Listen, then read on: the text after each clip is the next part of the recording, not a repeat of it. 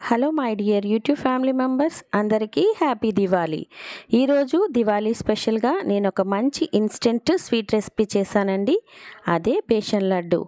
ఇది మనం ఒక రోజు ముందు 2 రోజుల ముందు చేసి పెట్టుకోవాల్సిన అవసరం లేదండి. జస్ట్ ఈవినింగ్ ఫెస్టివల్ అయితే మీరు ఒక 20 మినిట్స్ హాఫ్ అన్ అవర్ ముందు చేసి పెట్టుకున్నా కూడా సరిపోతుంది.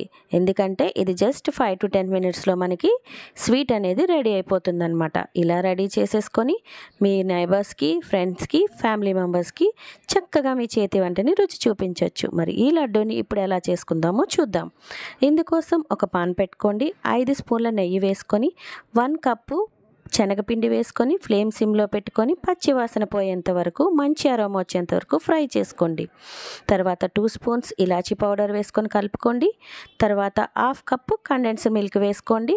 మిశ్రమం దగ్గర పడిన తర్వాత స్టవ్ ఆఫ్ చేసేసుకొని 4 స్పూన్ల షుగర్ పౌడర్ వేసుకొని అంతా బాగా కలిసేలా కలుపుకున్న తర్వాత ఈ విధంగా ఉండకట్టాలి.